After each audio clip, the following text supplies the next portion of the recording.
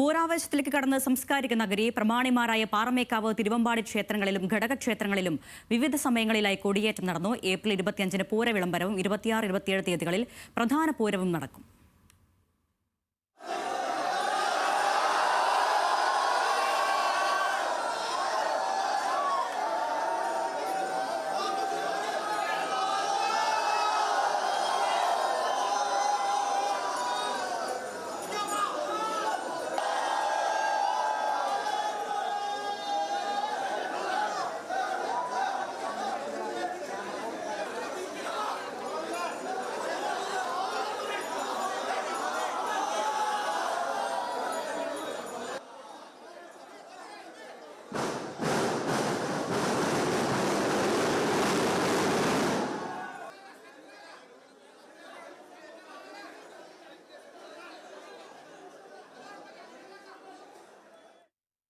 വൈകിട്ട് 3 മണിയോടെ തിരുവമ്പാടി, പാറമേക്കാവ് വിഭാഗങ്ങളുടെ നേതൃത്വത്തിൽ നായ്ക്കനാലിലും മണികണ്ഠൻ ആൽത്തറയിലും പൂരപതാക ഉയരും.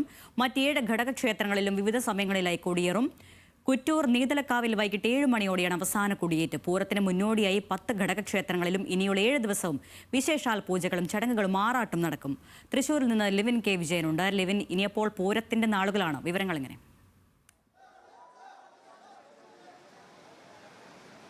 അരുണ്യ, പൂരം കൊടി കയറിയിരിക്കുന്നു എന്നുള്ളതാണ് ഏറ്റവും തൃശ്ശൂരിലെ പൂരപ്രേമികളെ, മലയാളികളായ പൂരപ്രേമികളെ സംബന്ധിച്ചുകൊണ്ടുള്ള ഏറ്റവും പ്രധാനപ്പെട്ട കാര്യം. അവർക്ക് സന്തോഷം നൽകുന്നതായിട്ടുള്ള കാര്യം.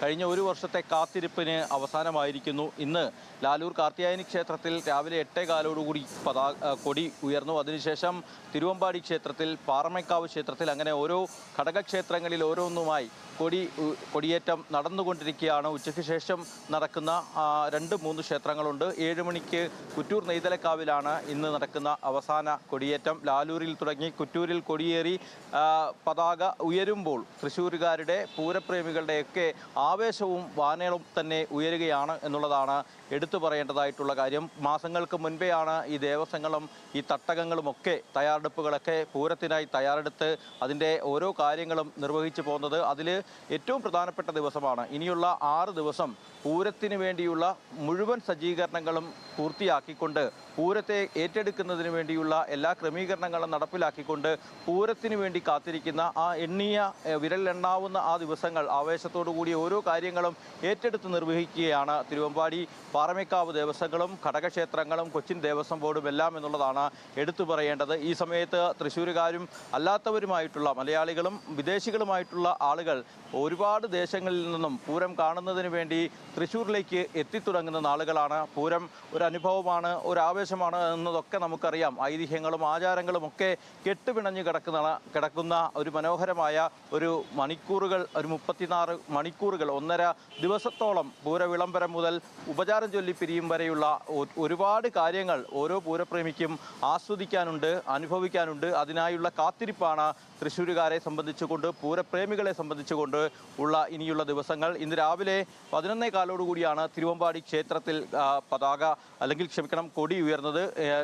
ദേവസ്വം ഭാരവാഹികളും തൃശ്ശൂരിലെ പൗരപ്രമുഖരും വലിയ സമൂഹത്തിൻ്റെ വിവിധ ഭാഗങ്ങളിൽ നിന്നുള്ള എല്ലാവരും, വിശ്വാസികളും അവിശ്വാസികളും സാംസ്കാരിക പ്രേമികളും എല്ലാവരും ഒത്തുചേർന്നുകൊണ്ടുള്ള ഒരു ആഘോഷപൂർവമായ ചടങ്ങായിട്ടായിരുന്നു തിരുവമ്പാടിയിൽ കൊടിയുയർത്തി നടന്നത്. ആചാരപരമായ ചടങ്ങുകൾ പൂർത്തീകരിച്ചുകൊണ്ട് കൊടിമര പൂജിച്ച് തിരുവമ്പാടി ഭഗവതിക്ക് മുൻപിലാണ് കൊടിയേറ്റ് നടന്നത്. ദേവസ്വം ഭാരവാഹികളും മറ്റും ചേർന്ന് കമുകിൽ നിർമ്മിച്ച കൊടി മരമുയർത്തി. അതിന് പിന്നാലെ കൊടിയേറ്റം നടന്നു, ആചാരപരമായ വെടിക്കെട്ട് നടന്നു. അതിനുശേഷം പാറമേക്കാവിലാണ് തൊട്ടടുത്ത് കൊടിയുയർത്തത്. അതേ സമയത്ത് തന്നെ പാറമേക്കാവിൽ പാണികൊട്ടി ഭഗവതി പുറത്തിറങ്ങുകയും ആനപ്പുറത്തേറി മേളം ആസ്വദിക്കുകയും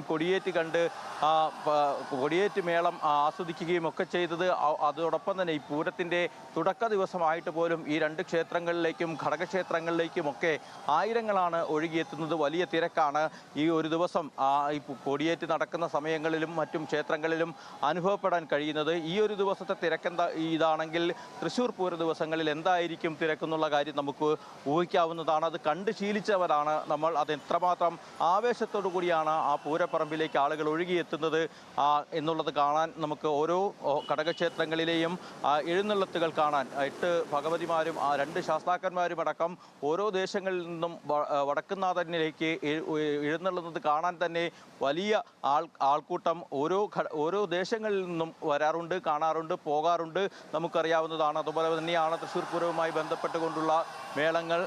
അതോടൊപ്പം തന്നെ ഏറ്റവും പ്രധാനപ്പെട്ട ഇലഞ്ഞിത്തറ മേളം കാണാനും അതോടൊപ്പം തന്നെ മറ്റ് ചടങ്ങുകൾ, പൂരവുമായി ബന്ധപ്പെട്ടുകൊണ്ടുള്ള ചടങ്ങുകളിൽ പങ്കെടുക്കാനും വെടിക്കെട്ട് കണ്ട് ആസ്വദിക്കാനും ആ മേളം കേൾക്കാനുമൊക്കെ എത്തുന്ന ആയിരക്കണക്കിന് ആളുകൾ കാത്തിരുന്ന ഒരു സമയമാണ്. ആ സമയത്തിലേക്ക് ഇനി 5 ദിവസങ്ങൾ മാത്രമാണ് ഉള്ളതെന്ന് വേണമെങ്കിൽ പറയാം. 24-നാണ് 22, 23 തീയതികളിലായി ചമയ പ്രദർശനം അല്ലെങ്കിൽ ചമയമൊരുക്കങ്ങളൊക്കെ നടക്കും. അത് തിരുവമ്പാടി പാറമേക്കാവ് ദേവസ്വങ്ങൾ അത് വലിയ ആഘോഷത്തോടു കൂടി ഒരു പ്രൗഢയോടുകൂടി ഏറ്റെടുത്ത് നടത്തുന്ന ചടങ്ങാണ്. തങ്ങളുടെ പൂരച്ചമയങ്ങൾ, കുടമാറ്റത്തിനായുള്ള കുടകളടക്കമുള്ള ആനച്ചന്തങ്ങൾക്ക് വേണ്ടിയുള്ള അലങ്കാരങ്ങളടക്കമുള്ള സാധന സാമഗ്രികൾ ഓരോന്നും പൊതുജനത്തെ കാട്ടിക്കൊടുക്കാൻ നടത്തുന്ന ചമയ പ്രദർശനമുണ്ട്. 23-നും 24-നും 2 ദേവസ്വങ്ങളുടേതായിട്ടുള്ള ചമയ പ്രദർശനം നടക്കും. 24-ന് 2 ദേവസ്വങ്ങളുടെയും നേതൃത്വത്തിലുള്ള സാമ്പിൾ വെടിക്കെട്ട് വൈകിട്ട് 7 മണിയോടുകൂടി നടക്കും.